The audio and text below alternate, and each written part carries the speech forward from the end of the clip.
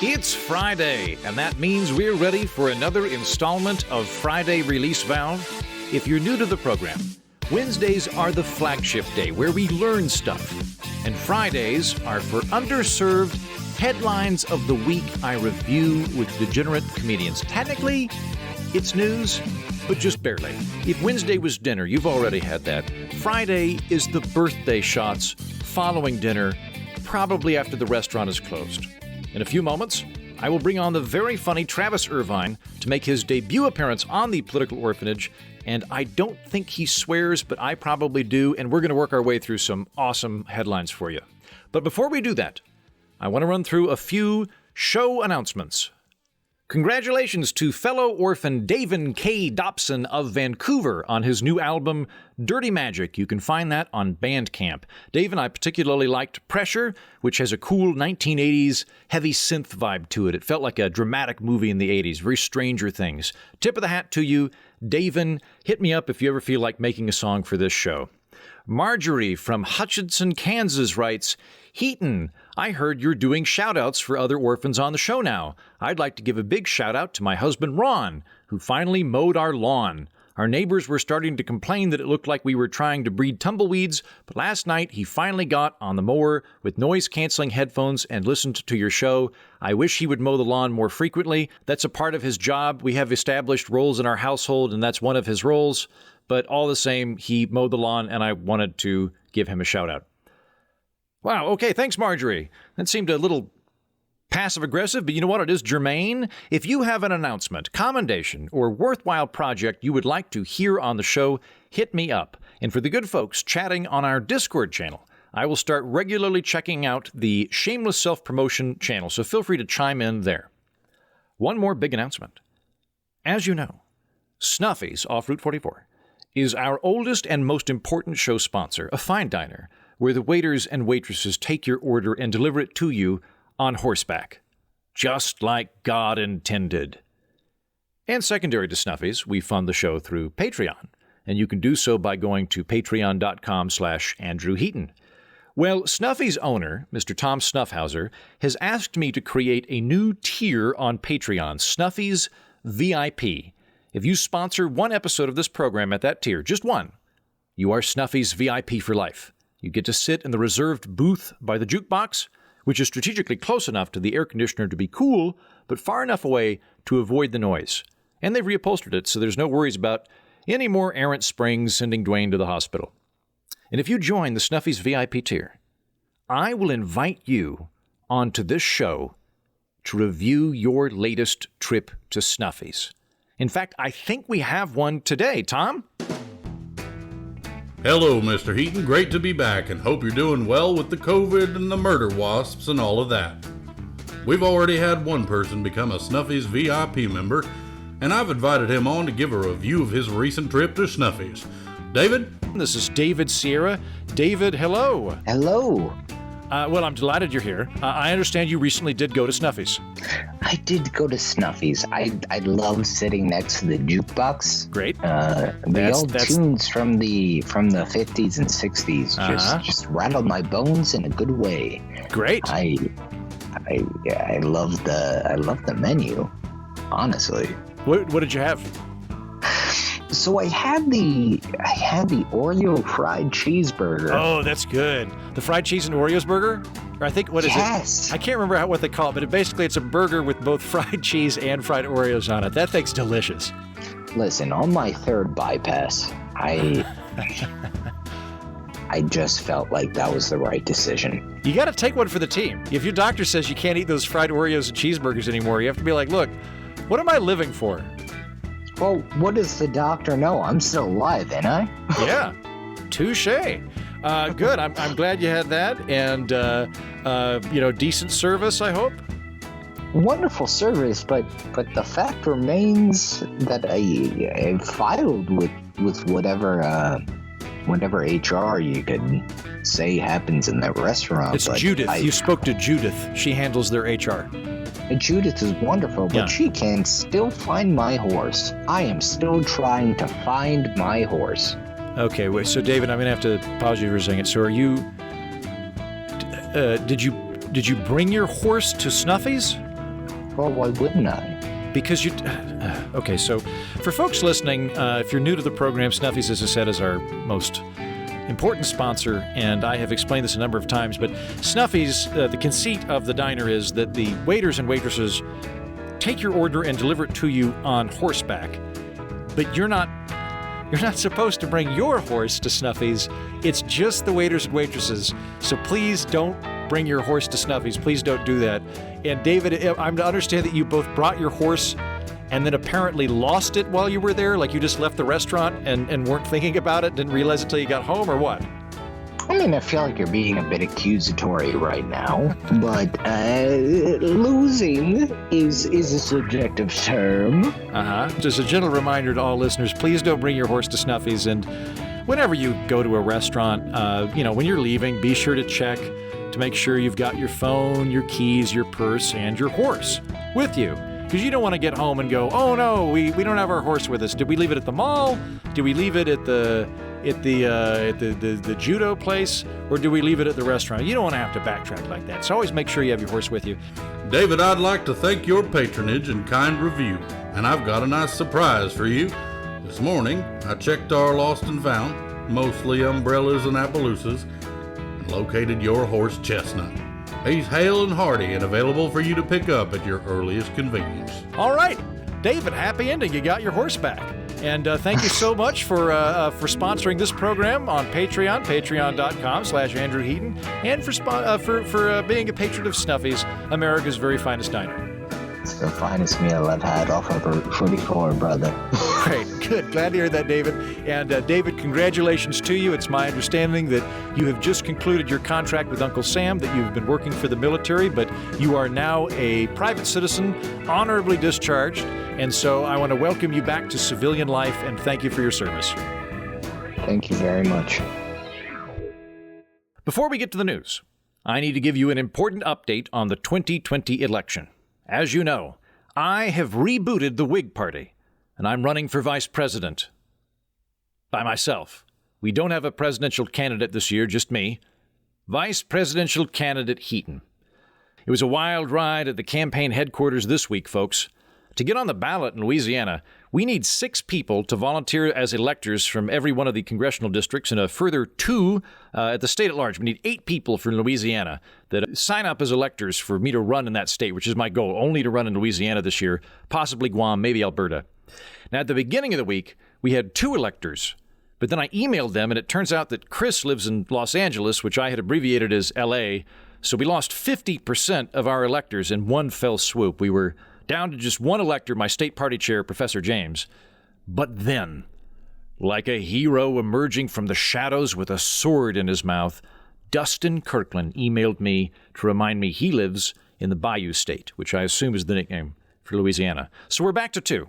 We're back to 2, but we still need more people in Louisiana to sign up as my electors if I'm actually going to make the ballot in that state. So if you're in Louisiana and you want to be one of my Whig electors, email me at heaton4vp@mightyheaton.com. That's Heaton, 4, vp@mightyheaton.com. We're going to do it, you guys. An Argyle wave's coming for Louisiana. The other big thing that happened this week is I had something of a media goof. Someone on the internet asked me in my role as a vice presidential candidate if I favor restoring Pluto to planethood status or keeping it a planetoid. And I got flustered and said we should just blow it up either way. I just came out in favor of swift, unrelenting destruction of Pluto. Now, that was me shooting from the hip. That wasn't me thinking long-term or rationally, and for that, I apologize. That was an embarrassing media moment for me. Here's the thing, though. While I'm willing to admit I was wrong, I am not willing to back down. Andrew Heaton doesn't back down. So I am absolutely for destroying Pluto, even while acknowledging that it's a bad idea. Finally, we've had some inter-party squabbling in the rogue Whig Party, and I want to get ahead of this before the press sinks its teeth into this situation. And I also want to clarify this. Guys, it's perfectly normal for there to be some hotheads in a political party, for there to be passionate people. Inter-party disputes are common. So if anything, what I'm about to tell you is just evidence, I think, that the party is doing something right. If, in fact, that is just splintering into 2 parties about a month after it started. Bobby from Perth, Australia writes, I'm gonna try the accent. Apologies, because I know it doesn't work, but I'll try it. Bobby from Perth, Australia writes, Heaton, myself and several other Australian Whigs watched with dismay as you clearly rigged the election to select a raccoon as the party animal, completely ignoring the people's will to select the platypus as our champion. For that reason, we have no choice but to create our own rogue Whig party of the outback, with the duck-billed platypus as our rightful standard bearer. While we now consider you and the rogue Whig party our mortal nemesis, we are nonetheless starting a grassroots campaign to elect you as Vice President of Australia. Good luck, Mr. Heaton. Thank you, Bobby, and the newly formed rogue Whig party of the outback. I congratulate you, and while I do consider you a mortal nemesis of my party, the Rogue Whig Party, I also recognize you as our closest ally. And if that doesn't make sense to you, you listening, that just means you're not playing 5D chess like me and Bobby over in the Outback. Although I do remain resolutely against you selecting the platypus for the very good reason that they don't exist. I mean, really? A beaver with a duck head that lays eggs? I don't think it's real. I never have thought it's real. And if they do exist, I hate them. Mammals aren't supposed to lay eggs. If the so-called duck-billed platypus actually does exist, in my opinion, it's a pervert beaver. And I want nothing to do with it and wish you untold misery for selecting it as your champion. Okay, let's get to those headlines. Travis Irvine, it is good to see you. It is good to see you and hear you, Andrew. Thanks so much for having me on. Yep, pleasure to do that. I want to say, Travis, you're a funny dude.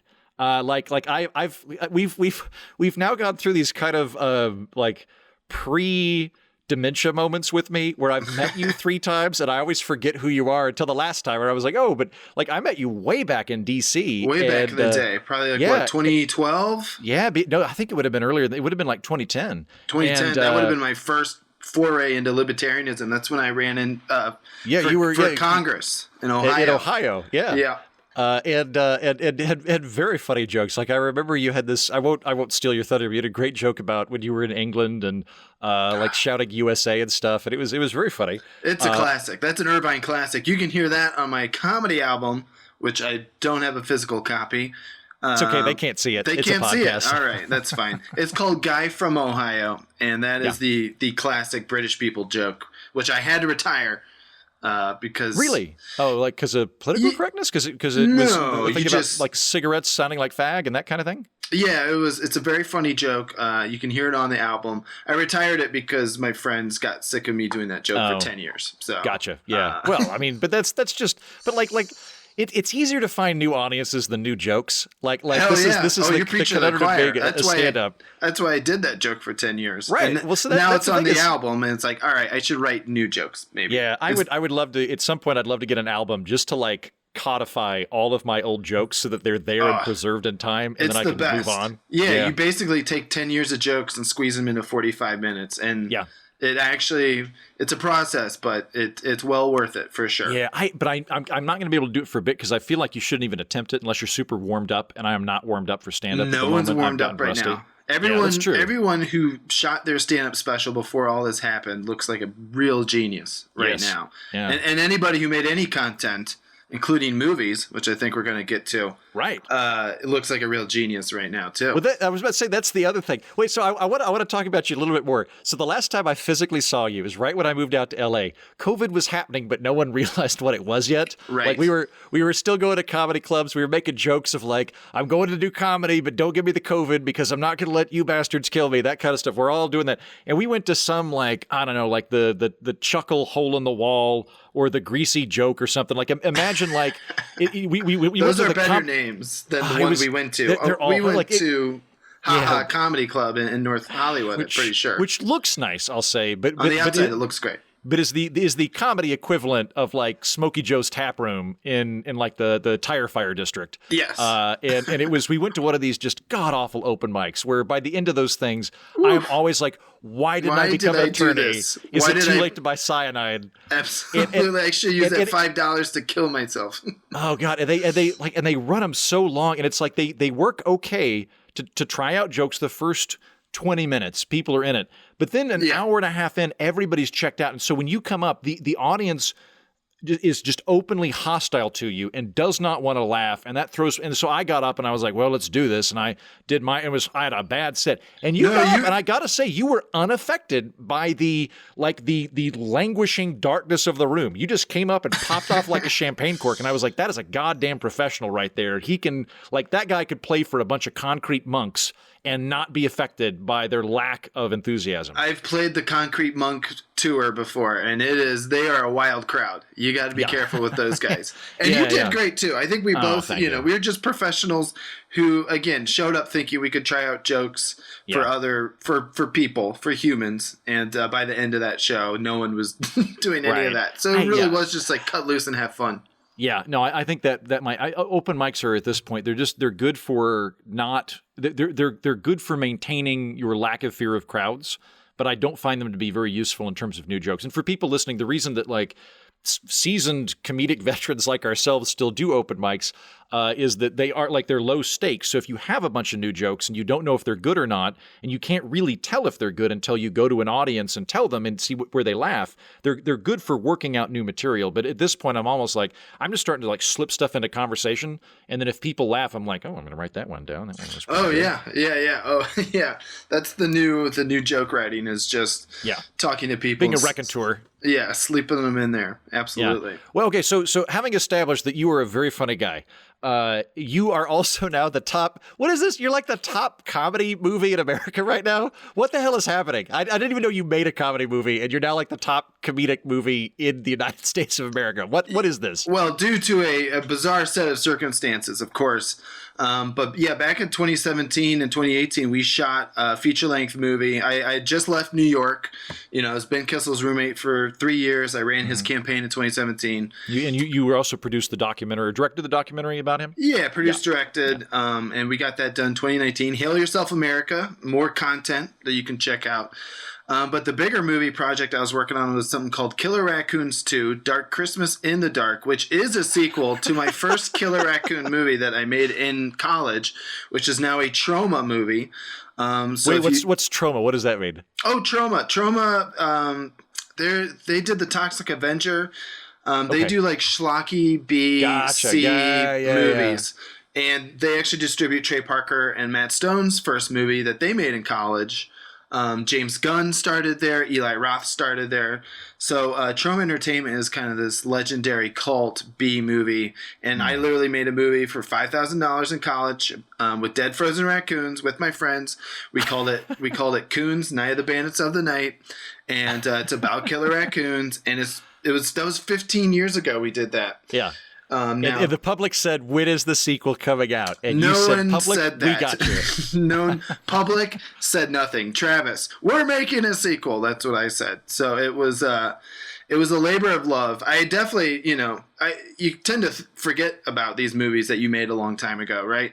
For all intents and purposes, the first Killer Raccoons movie is not very good, but that's because we made it for $5,000, and with a heart in our song, a song in our heart, and skipping our step and all that fun stuff. But for 15 years, it has aged pretty well for being a pretty woke, funny movie. And despite the fact that it's called Coons, I think everyone should see it as, I want to live in a world where coons only means raccoons, and that's why I think we fought to just keep the title that way. That being said, for the sequel, we were like, all right, let's just change the title. Yeah, I guess so. One of the conversations we've been having internally in the Rogue Whig Party since we chose the raccoon is, are we going to get mascot? The party mascot is the raccoon. It's mischievous. This could be it. This could be where I jump over to the Whig Party finally. Yeah, nice. So we welcome you with open arms. Oh, thank you. But in terms of the raccoon, we were like, well, maybe the casual the casual form of raccoon is no longer coon but trash panda.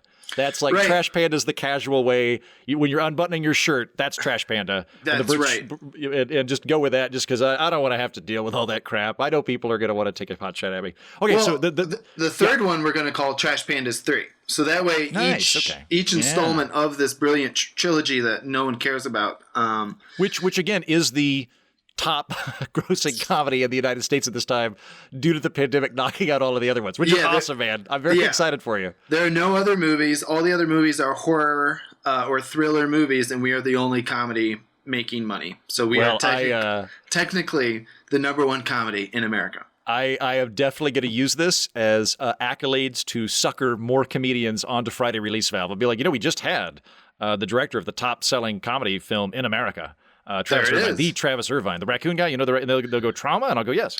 All right, you want to kick around some funny headlines? Sure, let's do it. All right. Okay, well, so on the note of movies, there's a movie that's set to be released in the year 2115 titled 100 Years, the Movie You Will Never See. This is now I don't blame anybody listening for not knowing about this film because it's not coming out for now 95 years. Right. It's a John Malkovich film directed by Robert Rodriguez that they've already shot and they've locked in a vault in a safe that has a self-releasing mechanism that will pop loose in the year 2115, but I honestly think I've got a good shot of living that long. I am an optimist. I think I will make it probably to 100, and if I make it to 100, why not 120? So I think it's possible that I'll go that long, although I'm not going to do it to wait for this film. I was going to say, you're doing it just to see the movie, huh? Yeah, no, I don't see. I thought about this because I was like, oh, could you? I didn't know you could do that. I didn't know you could just make a film. Like I would love to make a film someday. I'd love to make like an Airplane-style Zucker Brothers comedy. And if I make it and it's really bad, like I watch it and I'm like, oh my God, I don't want. Then what I will immediately do is I will go, this is for the future. This is for the year 2140. And then I can talk about how brilliant it is. Yeah, we made a film, but we're doing this artsy thing where we put it in a vault. But really, it's just crappy, and we want to get credit for making the film, but we don't want anybody to see it and see how horrible the film is. And that's my theory as to what this film is. That's what I should have done with Killer Raccoons too, frankly. Yeah.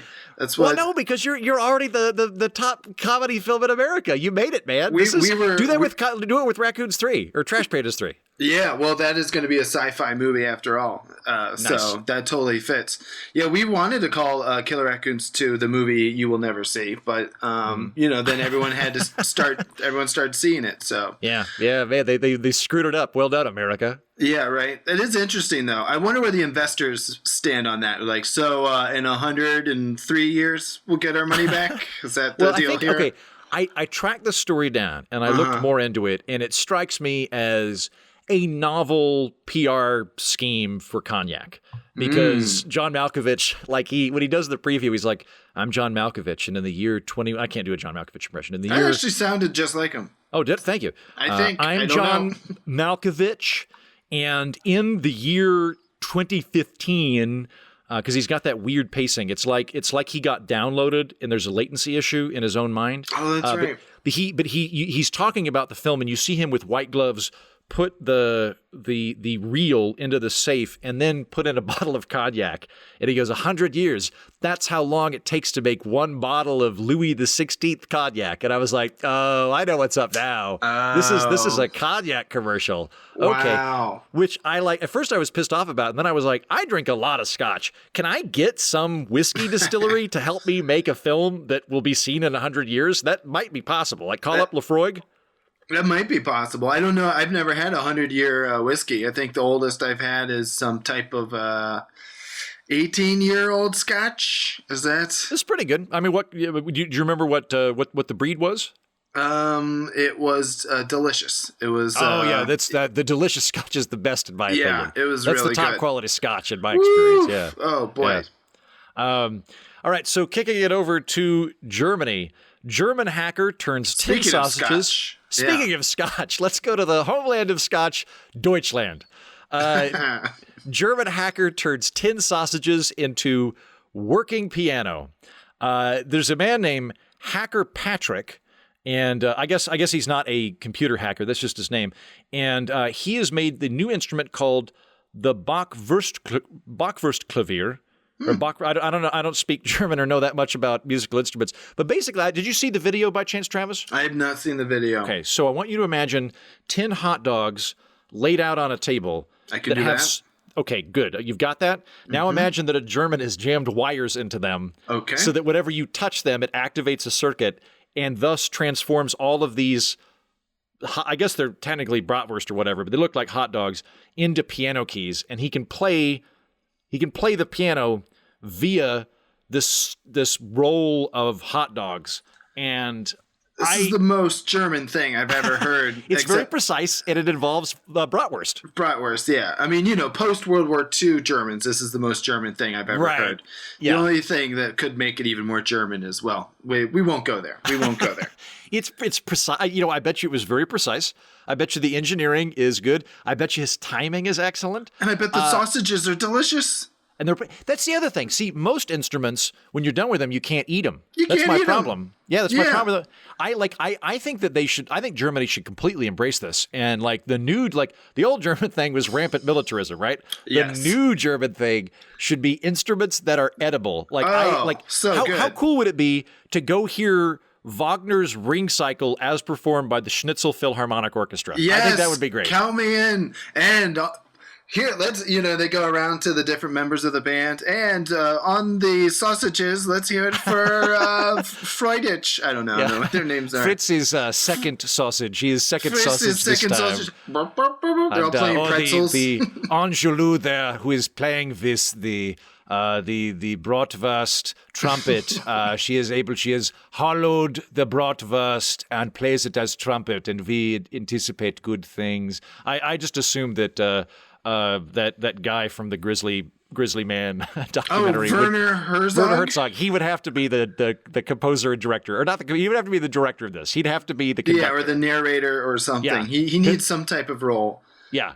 He's the only good German left, I think. Except this guy who invented the sausage machine. This guy's fine. Shout out to this guy. Yeah. I'm gonna reach out to him. I'm gonna make a note to myself, Hunter Patrick, and say, would you like to play literally any song on the Political Orphanage or Friday Release Valve? We will air it, no questions asked. No questions with or asked. Without lyrics, but it must be played on Meat. And Wagner on Meat. Here we go. Now, you know what it'll be? Do you know many Germans? Because I can already tell you what it's going to be. It's going to be 99 Luftballons. They love that song. They love. That's right. I guess Wagner kind of went out with the. I think they pre-World War II It's one of those things where if Germans listen to Wagner now, they're like, by the way, I love Wagner. I just want to clarify this. I do not think there's a racial hierarchy. I do not like that element of Wagner. I like the Norse mythology. I'm not into the Hitler bit. Yes. Thank you they for love clarifying. 99 Luftballons. If you're ever in Germany and you want to make friends, go to a karaoke bar, request 99 Luftballons, and the 99 Luftballons is their Bohemian Rhapsody. That is the Bohemian Rhapsody of Germany. That's good to know. Yeah. I've only done, I did Berlin years and years ago, the film festival there. And the nightlife was too much for me. And I was like 22 back then. I mean, and it was still like, I'm lost. The beers are like huge. Yeah, no, I went to Bavaria. Like have you been to beer houses in Bavaria? I only did Berlin. Berlin. Berlin's solid. Berlin's a great city. I would gladly move there. Like that is a fun place, and it's a really neat place and not that expensive. I hear they're renting out Hitler's bunker. I hear it's very nice, very nice there. Yeah. Bavaria, they take the drinking very seriously. They've got beer houses. Like I went to this one beer house that had it had vomit sinks in the bathroom. So there's like the regular sink, the toilet, the urinals, and then there's just like a head-shaped vomit sink that you can come over and flush in. And while they don't let you do this anymore, there are still, like, if you look at the floor in the beer house, it's all of these grooved tiles. And the reason that they have that, which again you're not supposed to do now, but back in the day you would just unzip your lederhosen and let loose because everybody was so incoherently drunk that they couldn't even get to the vomitorium. Wow! So I think they're probably a little bit more respectable these days, but they do take their drinking seriously. Yeah, I believe it. Also, it sounds like that could have been a bidet. at the same time, and people are trying to vomit. Oh my God!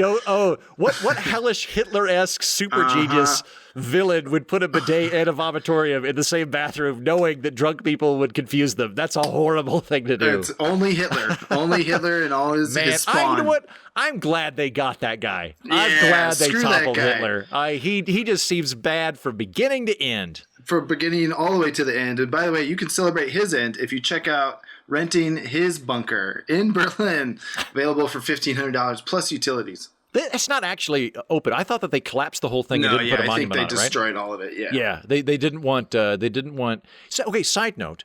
They didn't want Nazis, neo-Nazis. They didn't want Nazis there, but there is a guy there who made a good point. Like I was reading some stuff, like so the Führer bunker that you're alluding to, they just collapsed it and filled it in. You know, there's no marker there. It's like next to a roundabout. But there's a guy that's like, we really should have a placard here because there were children that died because of Hitlerism in that bunker that had nothing to do with it. They were just Goebbels' kids, and the Goebbels murdered their children, and he's like, we ought to have a placard someplace like as a memorial to these kids. And I was like, well, maybe not right where the bunker was, but we should have that, or that there should be something for kids murdered by Nazi parents. Yeah. Oh sure, my God, yeah, that's what they did for Osama bin Laden. They threw him in the ocean so there wouldn't be one place where people could.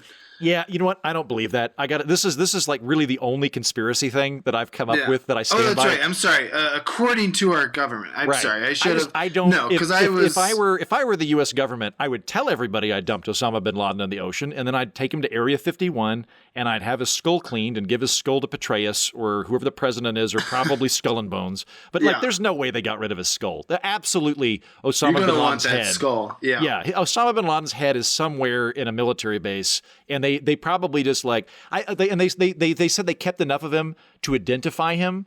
So they didn't my guess is they literally cut his head off and then dropped the torso in the ocean. Wow. But his skull is sompace, as well it should be. The Hall of Skulls in the basement of the CIA. Travis, we're not supposed to tell you.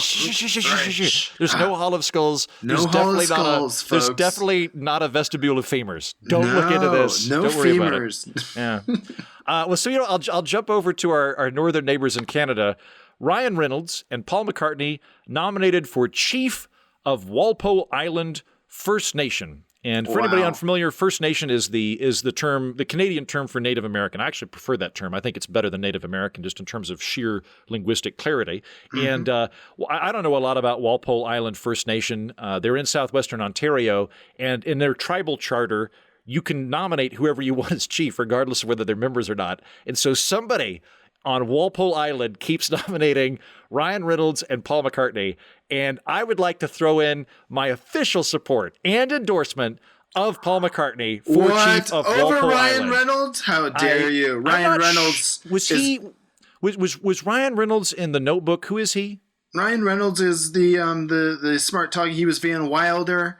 And then totally Paul McCartney. Absolutely. How dare you? Ryan Reynolds is a national treasure in Canada, and for the Walpoles. All the Walpoles love Ryan Reynolds. He's their spirit animal. There's totems of Ryan Reynolds that are just rising from the eagle, tundra. Raccoon, Ryan Reynolds. And that's how it goes in the hierarchy. I wonder if this doesn't happen to Paul McCartney like on a regular basis though, because if you it used to be if you wanted to snag a celebrity for something, you would just create some bullshit award ceremony and be like, and they're our award, and then they'd have to show up. And you could loop him in. And I wonder if that happens with Paul McCartney, where like he wakes up and they're like, so Paul, you've been elected mayor of a town in Australia, and in India, there's a town that's made you a god. And he's like, I guess I'll. Here I go again. Here I go to India. Love me do. And he just does the thing. He just travels around. Or he just zooms in probably at this point. Like, thank you, Walpoles. Walpoles, I love you all. It's just more John Lennon. They should absolutely do this, though. They should make Paul McCartney, Canada already knows how monarchs work. Their queen is on all the stamps and bills. She doesn't do anything in Canada. She has she has zero influence on government. They should just make Paul McCartney the ceremonial monarch of the Walpole tribe. Absolutely. And he'd probably come play every year. He seems like a very nice guy. I bet you he'd fly out once a year to meet everybody, shake hands, maybe smoke a peace pipe if that's a thing, and then play a concert. It'd be awesome. It would be completely great. You know what? You've swayed my vote. I'm off the Ryan Reynolds train. Yeah. I now think Paul McCartney. Yes, should be. And no matter what, he'll get more votes than the Libertarian who's been nominated. I think that's a virtual certainty. That's a certainty. I don't know the internal politics of the Walpole First Island Nation, right. But I suspect that if you were running like a guy that wanted to talk about Bitcoin versus Paul McCartney's probably going to win out. I suspect he'll pull more electoral votes within the Walpole Island Nation. Yeah, it'll go Paul McCartney, Ryan Reynolds, and then at the very bottom, Gary Johnson, Jill Stein. And then Ryan Reynolds will blame him. Gary and Jill for running. Ryan Reynolds will go, if Gary Johnson hadn't run, I would be chief of the Walpole Island Nation. It's not the 40% of the electorate that didn't vote. It's the 3 people that voted for Gary Johnson. Yeah. All right. Well, we're going to kick it over to our aquatic friends. Realistic robot dolphins could replace live animals in zoos and aquariums. A fellow named, Roger Holtzberg is developing robot dolphins, and apparently they're very realistic. They swim. They can actually, like, they've got I don't know whether they're drone controlled or whether they've got some sort of gizmo in their head that identifies people, but they will identify you when you swim with them, and then like match you and kind of swim around with you. And they're supposed to look very, very realistic. And I at first thought this was funny, Travis, and then the more I thought about it, I was like, okay, I'm in favor of this. Like, dolphins are really smart. They're really smart, and I was like, I wonder how much space they need to have to not be suicidally depressed, and I bet it's extensive. I bet you, because like I'm in a studio right here in L.A. and I'm getting antsy, right? Oh boy! And like I'm probably in the equivalent of a dolphin pool for a dolphin, and I was like, yeah, we should just let them all go, or have like a giant, like have like a lake we put them in. But like a lake-sized thing, right, or something, if they can't be rehabilitated into the wild, and just put these put the robots in the zoos. And the upshot to that is they could do a laser show, so you get double your money. Gotta have lasers. You can't get the dolphins sick, so there's no risk of that. And I think this is a great deal. What do you think? I agree. I think we should replace all animals in zoos with robots.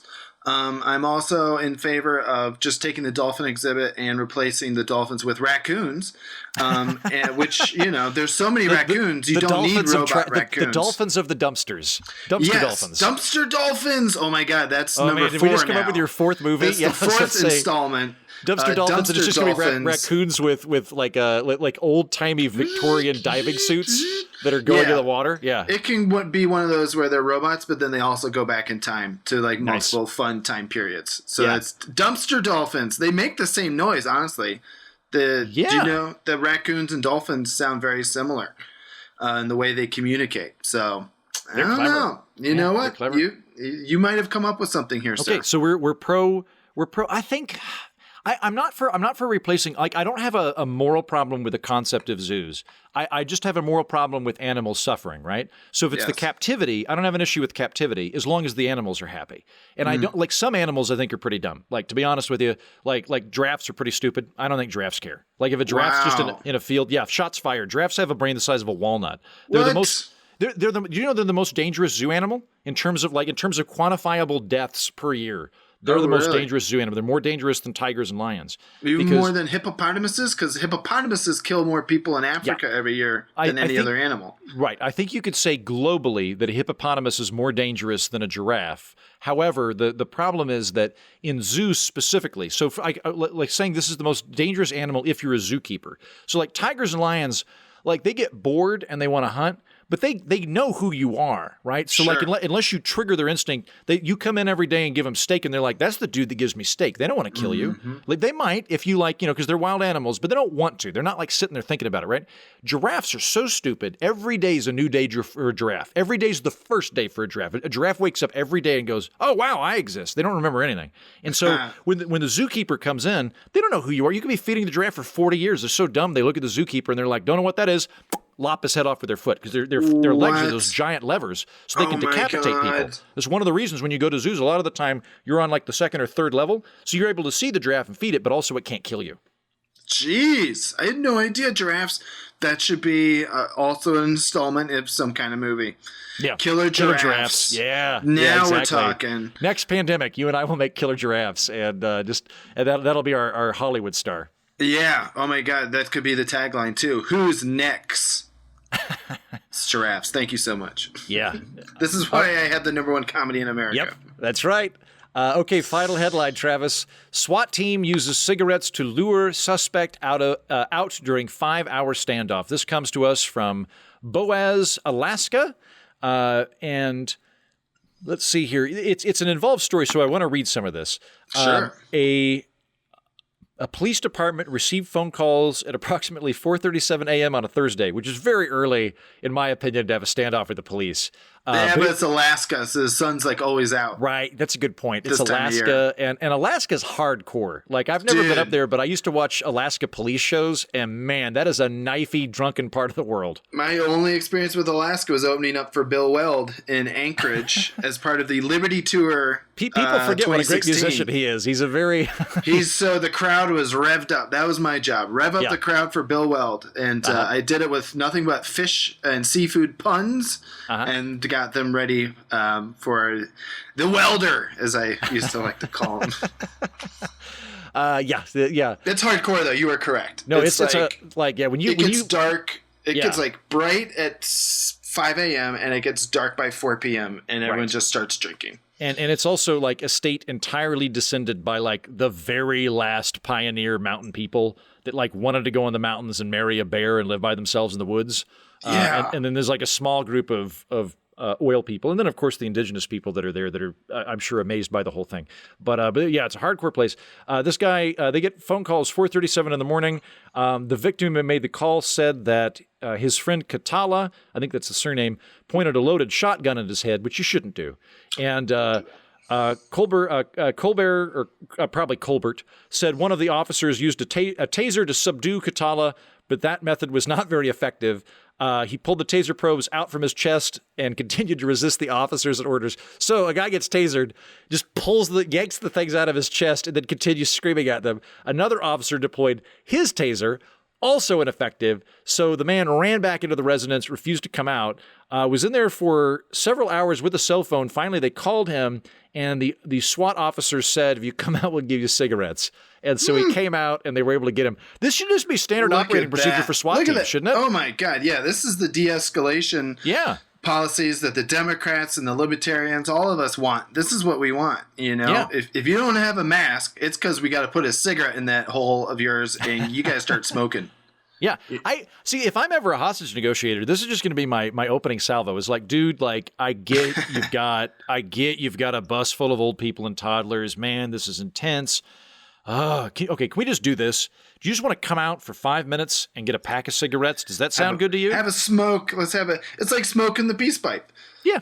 Honestly. Well, actually, no, that would be a great idea. Like, honestly, like, would you like to smoke some pot? Like, I would think, like, I would say, like, a Red Bull and tequila, not going to de-escalate the situation. Pot, not good. Probably going to de-escalate the situation. Or mushrooms, for that matter. Oh, Lord. Well, mushrooms, it just turns into a party at that point. Yeah, well, that's what I would do. I would go, here's what we're going to do. You can have as much marijuana as you want. Would you like to offer mushrooms to the people in the hostage scenario just to chill them out while this is going on? So that they get to go on a spirit journey while you and I work out the details about your manifesto. Yeah, this sounds like why we should be cops in Alaska. That's what we should be. That's our fallback career now, Travis. We're going to be cops in Alaska. We'll make a buddy cop film. If I'm not still making #1 comedies in America in 5 years, I will see you on the squad in Boaz, Alaska. Is that the city? I forget already. That's right. No, you nailed it. I look forward to it. And Travis, pleasure to see you. Where can people find you? Where can they find your stuff? You can find me everywhere on social media at Travis Irvine USA. I have the same Twitter strategy as Jim Webb and Sarah Palin, so what could go wrong? And check out Killer Raccoons 2, Dark Christmas in the Dark, available everywhere that apparently sells movies. So keep us up at #1.